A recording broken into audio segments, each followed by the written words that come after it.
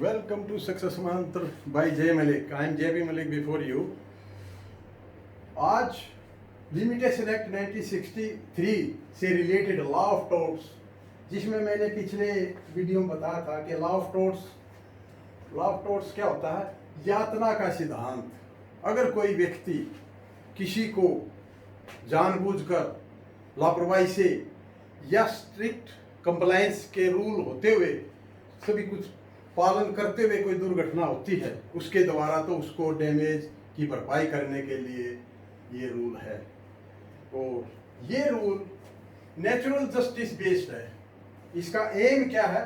The aim of law is to provide a system, एक ऐसा system provide करना है दैट हेल्ड अकाउंटेबल, जो दूसरे को जिम्मेदार ठहराया जा सके फॉर डैमेजेस, नुकसान मुआवजा की भरपाई के लिए, दे कोज, जो उन्होंने जिसका वो कारण बने हैं, while discouraging others from doing the same, ताकि दूसरे लोग ऐसा ना करें। तो ये रूल लॉ ऑफ टोर्ट्स है। पार्ट 3 में ये हम आज ये करेंगे। तो इसमें देखिए, ये gods the remedy of civil wrongs. Civil wrongs क्या होता है?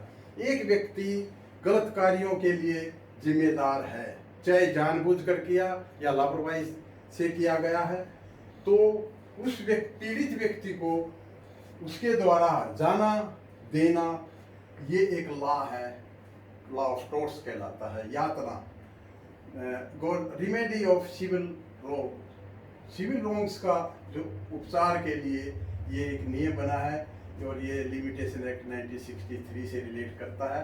1 साल का पीरियड है। जब भी कोज ऑफ एक्शन अराइज होता है, उससे 1 साल के अंदर अगर वो फाइल किया जाता है तो उसको हर्जाने का, मुआवजे का हकदार होगा। उसका एम ये मैंने आपको बता दिया। तो इसको 3 कैटेगरी में दिखाया गया है। टोर्ट्स बाय नोइंगली, जानबूझकर करना, किसी को यातना देना, किसी को फिजिकली उसको मान सम्मान को ठेस पहुंचाना, फिजिकली अटैक, चोरी, थेफ्ट है, फोर्जरी एटसेट्रा, और ये मानसिक तनाव देना, तो ये टोर्ट्स बाय नोइंगली है। और इसके लिए जो पीड़ित व्यक्ति है वो कोर्ट के थ्रू पर जाना मुआवजा ले सकता है। दूसरा, टोर्ट्स बाय नेग्लिजेंस, लापरवाही से।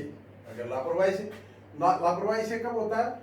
नॉट फॉलोइंग द रूल्स, कुछ नियम बनाए हैं सरकार ने, उनको फॉलो ना करना।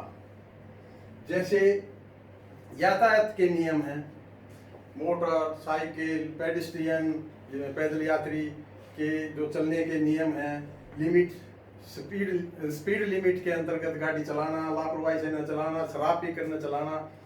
अगर इस तरह नेग्लिजेंस से किसी को डैमेज होता है तो उसकी भरपाई के लिए जो व्यक्ति लापरवाही करता है, पीड़ित व्यक्ति को, उसको मुआवजा देना पड़ेगा, और उसका पीरियड मैंने बताया 1 साल है।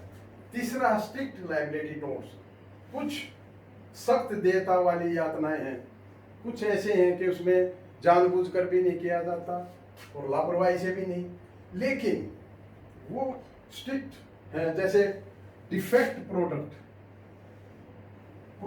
कोई ऐसा बनाया है जिससे उसमें उसको यूज करने वाले को कोई नुकसान हुआ है, तो और बाइटिंग ऑफ पेट एनिमल, जैसे किसी ने कोई डॉग पाला हुआ है या बंदर पाला हुआ है, उसने पूरी सावधानी भी बरती है, फिर भी कुत्ते ने किसी व्यक्ति को काट लिया, तो भी वहां पर जो पीड़ित व्यक्ति है, एग्रीव्ड पर्सन है, उसको हर्जाना देना पड़ेगा। दोषपूर्ण उत्पाद कोई ऐसा बनाया जिससे उसको नुकसान हुआ, या फैक्ट्री में मजदूर की सब तरह से सावधानी बरतते हुए भी उसकी अगर उसको चोट पहुंचती है या मृत्यु हो जाती है, या कुत्ते की काटने की घटनाएं हैं, तो ये सब इस कैटेगरी में आता है।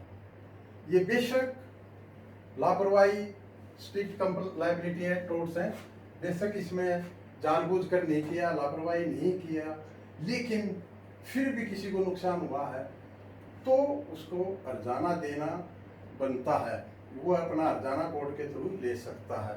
मेन क्या है इसका एम यही है कि कोई इस तरह करके अगर ये लॉ नहीं हो सपोज, तो कोई भी व्यक्ति